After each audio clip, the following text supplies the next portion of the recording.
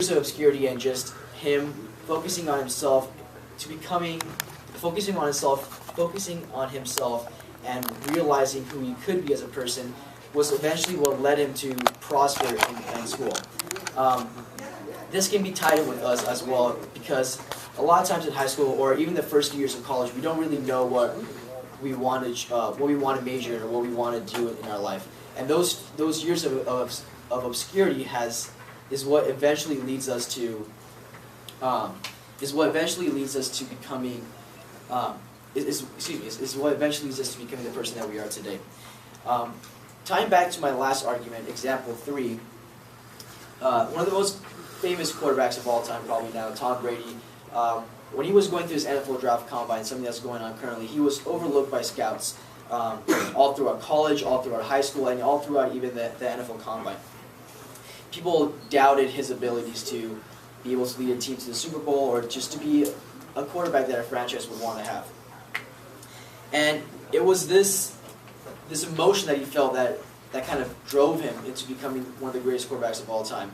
It's these times of obscurity where we're overlooked that should be fueling us and that should be inspiring us to work even harder and try even harder to achieve what we really want to achieve. Excuse me. Today I provided 3 arguments as to why obscurity is what leads us to becoming. Why it's important to have a few years of obscurity because it's eventually what leads us into becoming the person that we are today.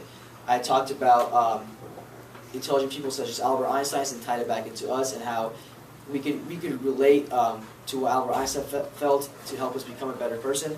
I've also tied it back with the famous childhood story with Harry Potter and how the experiences he felt allowed him to becoming the famous wizard that he was. And also I tied it back with Tom Brady, a quarterback and a person that was overlooked for a majority of his life, however, used those years of obscurity to really foster him into becoming the greatest quarterback of all time. There should be no doubt in this room that everybody needs those few years of obscurity and those few years of just being overlooked to really help us become the person that we are today. We must go through those years of hardship and those years of struggle to really help us become the best person the best person possible. Thank you. Thank you. Time 5:49. Thank you.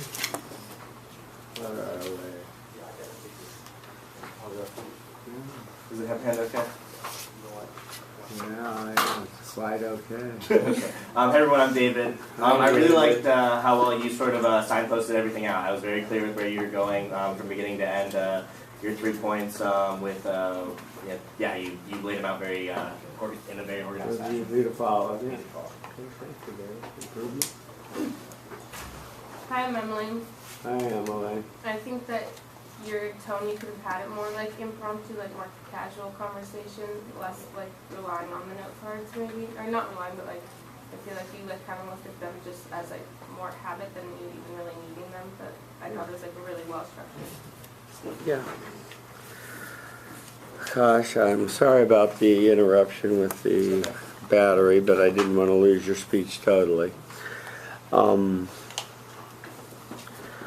Yeah, it's funny to hear that quote come from Robert De Niro.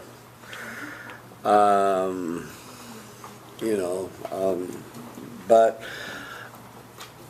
I guess this is something that he has experienced and knows from what he speaks, and so I guess what I take exception to is a few years of obscurity. Some people go through a lifetime of obscurity, unfortunately, and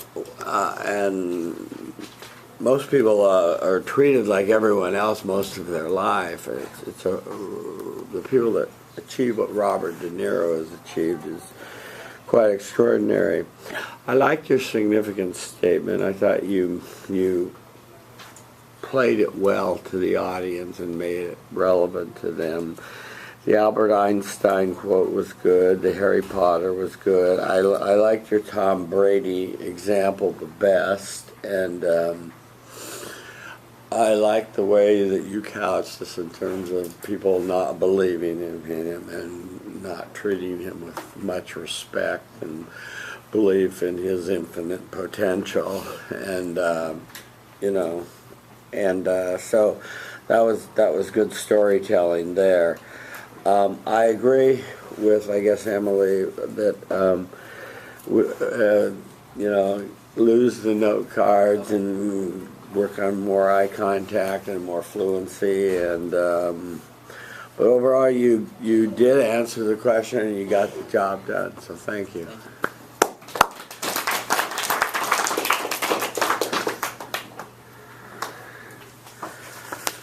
Okay, that brings us to round 2. Shania Hunt. Is she in the house? Yes. Praise the Lord.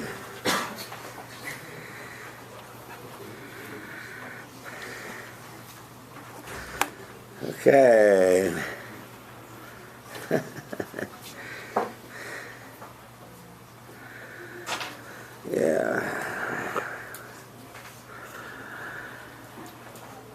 Yeah, okay.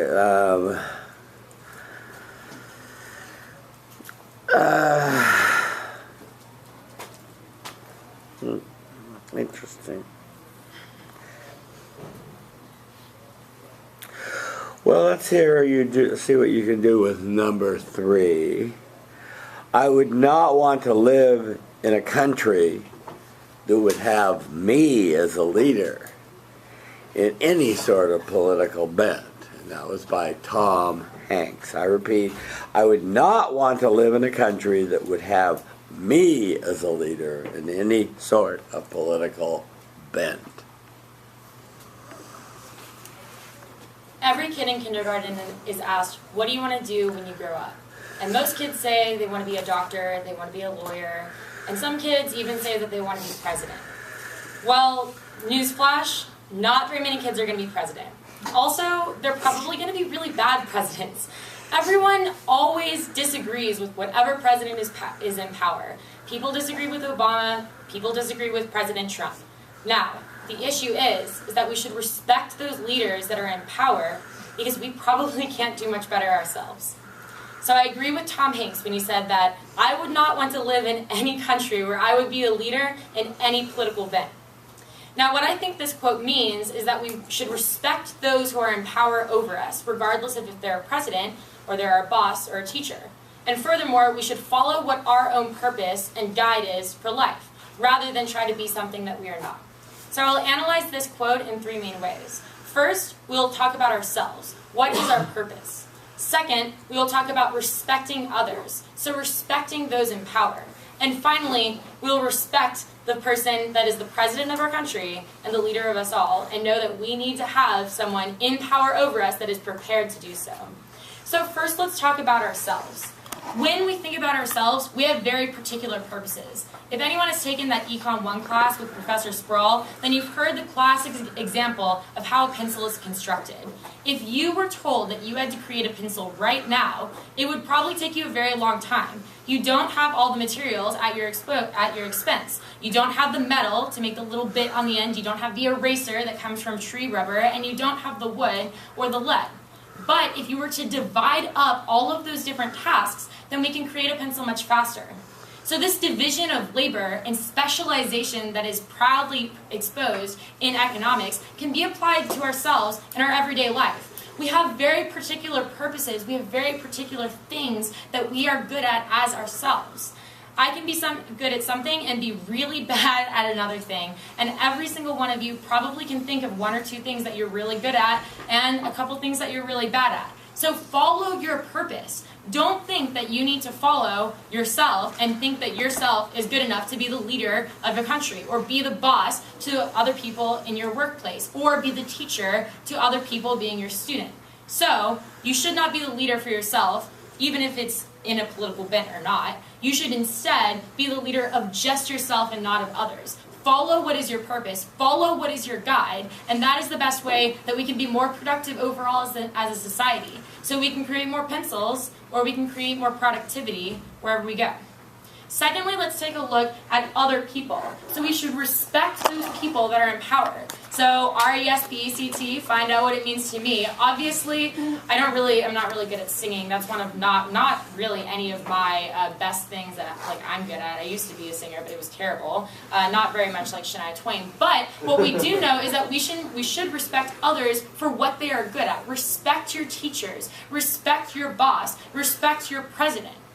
Those people have done a lot of things to get into that particular role. So instead of criticizing President Trump, for example, maybe you should realize that it's actually very difficult to be in the president's position. Every single president is put into a position where they have to learn how to govern an entire country, and that's not an easy task. So even though you might disagree with certain aspects of what they do, know that you probably can't do much better yourself. And even if you were one of those kids that thought that you should be president one day, the fact of the matter is that only 45 kids have ever grown up to be president. And those kids have to fill very large shoes. Just as President Truman was entirely confused about what President Roosevelt did right beforehand in terms of creating different doctrines and different treaties with other countries, he had to learn how to fill that position. And he learned how to fill that position quite well, as did every other president in front of them and behind them. They had to learn how to be good at their position in life. They had to learn how to be a leader. So you should respect those people who have spent a very long time trying to learn those tasks. So instead of thinking that you should just be the leader of your country or be the leader of anyone else in your life, you should realize that other people are in those leadership positions for a purpose. And you can be in those leadership positions too, but you should find the one that's best for you. Finally, get yourself a president, get yourself a leader who actually deserves to be in that position. So, just as we saw that we have our particular purposes, and just as we saw that other people also have very specific things that they're good at, when we morph the two together, we get people who should be in those leadership positions as they are. So just as I said with President Truman, he learned how to be a good president. He learned how to interpret what President Roosevelt, prior to him, had tried to create within doctrines and treaties with other countries. And we can learn those type of things as well. We should get someone who should be in that position, otherwise our society will fall apart. If I decided one day to come to class and teach you guys instead of Professor Miller, the class would probably be very terrible. In the same way that if I walked into a class that was an econ class and I tried to teach them economics like I tried to teach you with the pencil example, you'd probably all fail because I'm not good at either of those things. So get someone who's in that position for a reason. That is the glue to our society. So, just as Tom Hanks had once said, I would not want to be the leader of any country or live in a country where I was the leader in any sort of political bent. We definitely should agree. As we saw in three main ways, we saw that we have our particular purposes that we are good at. That specialization of different things that we do leads to a better society. We divide up our labor because that is how we have a more productive society overall. Secondly, we saw that individuals in power should be respected. It took a very long time to learn how to be in that spot in society, so why don't we respect them? We need to realize that to put ourselves in other people's shoes, especially those ahead of us and those on top of us in terms of power, is a very difficult task. And finally, when we morph the two together, when we have a good society where we are the leaders in our particular areas, where we have other people that lead us and guide us, we have a good society overall. It's something that works. We respect the people who lead us, we respect those people who we lead, and those who follow us. That is how we have a functioning society. So, don't tell that kid that they can never be presidents, because maybe they can. But what you should tell them is that they should learn to be happy with whatever they decide they want to do. Because whatever they decide they want to do, they have to work hard at. They have to learn, and they have to practice it to become good at that activity. Thank you. Time? 7:14, perfect. Okay, we're somewhere here. Hi, my name's Akash. Hi, Akash. I really enjoyed your speech. You spoke with a lot of confidence. You were very, well, you didn't have your note card, so you, honestly, amazing. I like how you tied it back about how like not every kid might be a president, but tell them to do like tell them to work the hardest so they do become. I think that was a great way of tying back your intro and conclusion. Try to like just like make it all come together. Honestly, it was really good. Yeah. Thank you. Improvement? Hi, my name is Sam. I Hi, thought your Sam. speech was really well prepared and pretty good. The only thing I can comment on is work on the transitional phrases. I felt that you were using the word "so" a lot, and it was kind of repetitive and it kind of got monotonous, kind of. And then the tone, yeah, work on because it was like the same tone. It was kind of it drives it home, but like it was like you're pounding it in a little bit too hard. Yeah. Okay, good.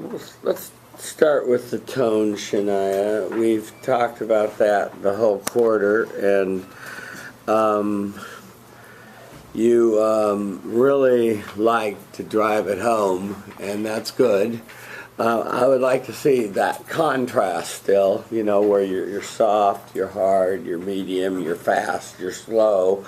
I think you'll be much more effective if you can develop that style instead of just this one way. Great speech, good analysis, like your story that you started with.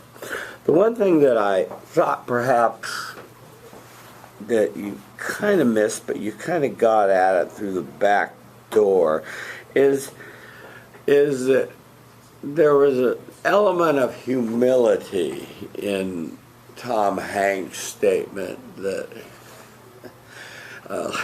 I'm an actor, for Christ's sake.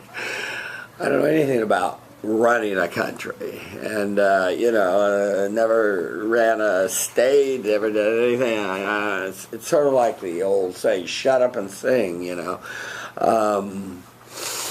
So, yeah, that was the one element I would have liked to have seen you talk about a little bit more.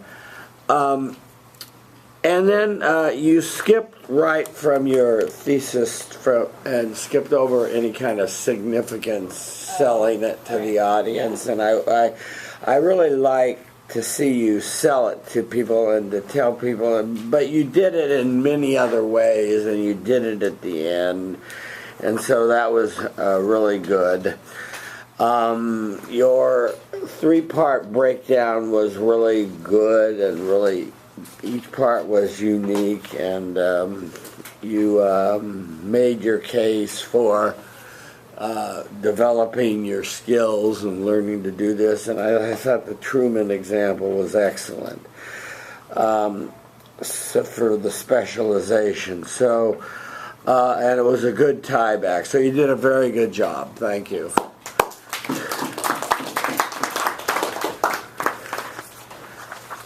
Okay.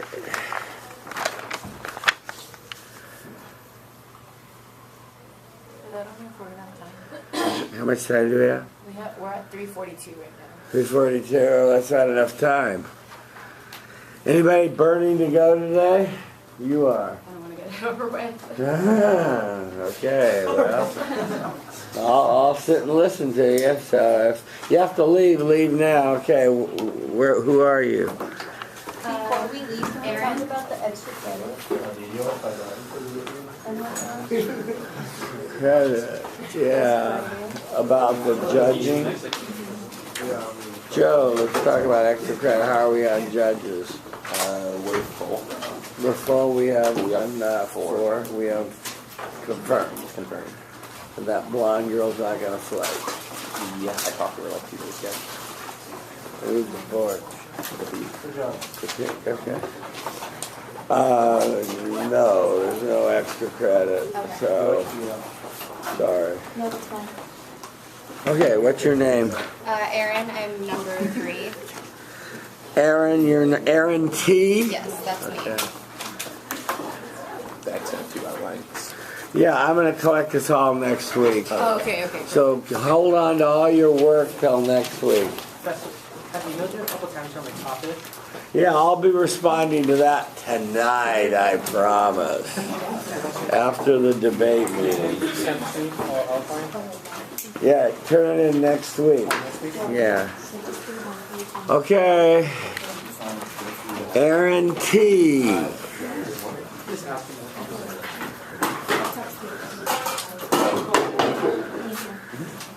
Yeah, I like that. Okay, everyone gone? Okay, Aaron T. You're going to do speaker number 1. A ship in port is safe, but that's not what ships are built for. By Grace Hopper. Hop, hop, hop with Hopper. I repeat.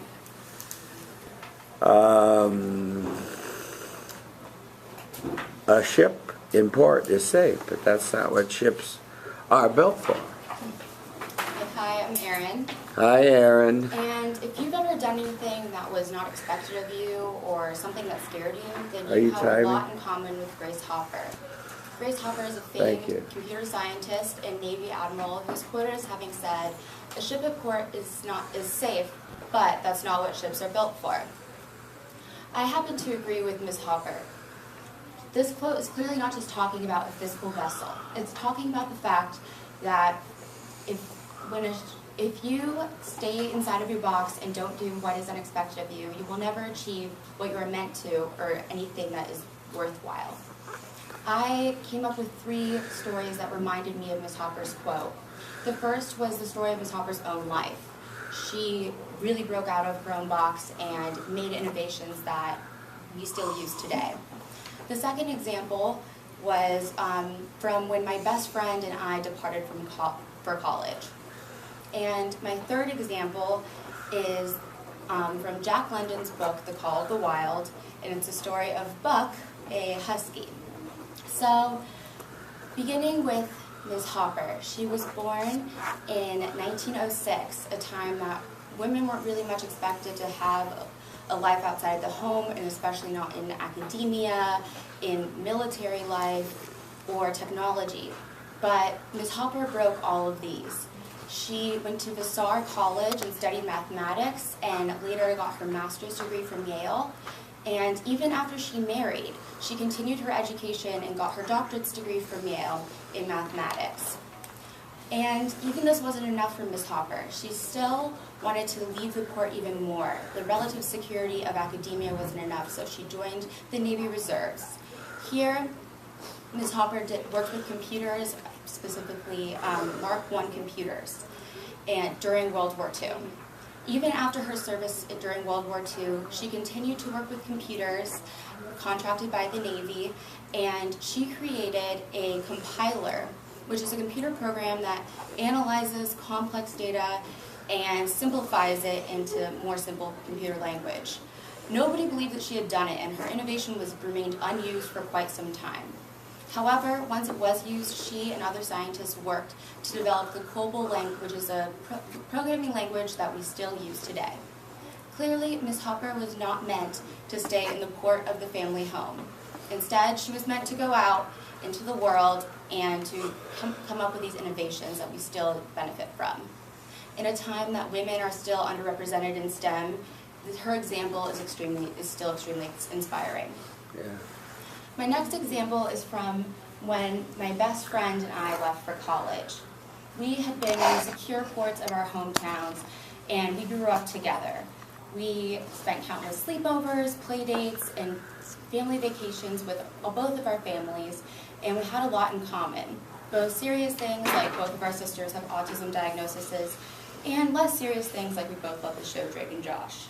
The day that we left for college, she was going off to Indiana, I was staying in California, and we hung on to each other, young, terrified, and clueless. However, once we got to college, we truly discovered what we were meant to be doing. After going through 5 majors, yes, 5, I discovered that my interest in understanding how to communicate with my sister translated into an interest in human communication in general. My best friend is about to get her degree in psychology, and so she can be an occupational therapist and help girls like our sisters. We were both so secure and safe in the port of our hometown where everything was familiar. However, once we left, we were able to figure out how we can learn and help about the people that we care most about. My final example is from Jack London's novel, The Call of the Wild. In the novel, Buck is a husky raised in Pasadena by a judge. He has a very cushy, plush life and isn't exposed to much hardship until he's stolen and taken to the Alaskan Yukon to be sold to miners. Here, Buck is broken and turned into a subservient workhorse who just mushes through the snow all day and does what he's told. However, Buck's last owner is a man named John Thornton, and John saves Buck from incompetent owners who were starving him and nurses him back to health. Once Buck becomes healthy again, Thornton allows him to go out into the wild and come and go as he please. In the wild, Buck learns he likes to hunt and starts hanging out with other wolves, but he still has that tie of ownership. He still is tied to his support of John Thornton. It's not until John Thornton dies that Buck can truly leave the port of ownership and become what he was meant to do and be a wild animal. So in conclusion, we've seen 3 reasons why Grace Hopper's quote, "A ship at port is safe, but that's not what ships were built for," is true. We can see that through the experiences of Ms. Hopper's own life, through my parting with my best friend from college, and through the character development of Buck in the novel The Call of the Wild. We are not meant as people to stay in what is safe and secure because we will not move forward that way. We need to do things that scare us, to leave our ports and go and sail off bravely into battle in order to truly accomplish what we were meant to. Thank you. Thank you. What was the time? It's 5:45, but I guess it's like 5:55 since I started late. Good. Video, what did you like?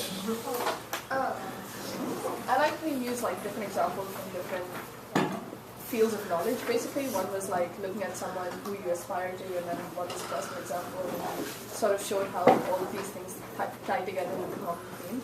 So I really like your presentation and how you structured it. Thank you. Improvement. I guess I'm gonna tell you the same thing you told me. It was so good that I don't know what to say. Like, can I just say something good because I can't? Yeah, that's right. Okay. So I like that you used personal examples and that you stretched into like your own personal stories and then brought like the outside perspectives from books as well. And it like kept me so entertained and like just wanting to know more about like the subject as well. Yeah. I like that you did the research on Grace Hopper, and so you knew something about her life and you could share that knowledge and information, and that was extraordinary, and it shows initiative that was really excellent. Your best friend and sharing the autism story and the coming back to that was good, and then of course the Jack London book called The Wild, which used to be one of my favorite books, was nicely brought in to make your point in another unique way that was very different from the other 2 examples, which I liked very much. So you did a good job. You could have just had a little more meat on the bone, spent a little more time, and I think the significant statement, I think you finally, people got the point that they shouldn't stay close to port, that they're meant to go out on the seas and use their boats to move around. So I think you did a good job. Thank you. Okay, we're out of time.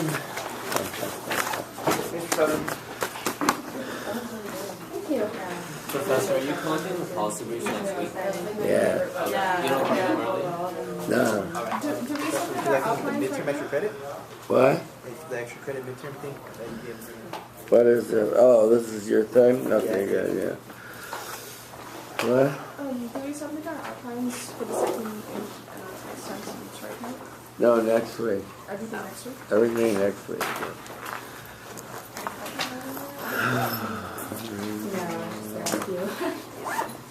I sent you I know the that email with in, all of the travel info. Okay, so you got the email, the phone numbers, and freaking flyer. We just forget about. Yeah. And if you have it in by 5, I wouldn't be able to tackle that at all. But it's good. Thank you. Yeah. We'll see you at practice. Okay, thank you, Joe. Professor? Yeah. I was wondering if it's possible somehow to arrange to give my second chance speech maybe like some other day, not today though, because I was preparing for impromptu. I guess so. I don't know when that would be. When would that be? Should I try emailing you so you have some time to think about Yeah, availability? that's fine. Yeah, that's fine.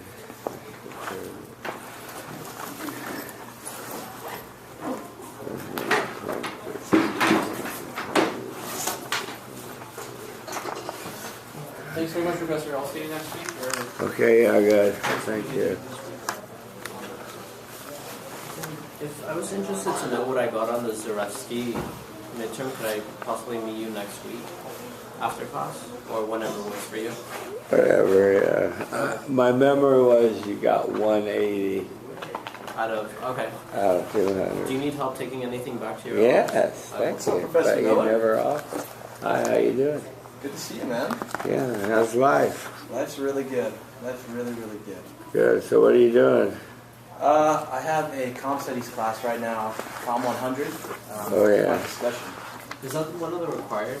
Yeah. Okay. Is this forensics, speech and This debate? is forensics. Heck yeah. Great class. Yeah. Who are you taking like 100 with? Brian. Is he a good teacher? He's pretty good. There you He's go. funny, very engaging, so you'll never get bored. So that's good. Anyway, good to see you, Professor. Hey, good to see you. Take care. Bye. I have another question. Yeah. I heard that some students have actually found out their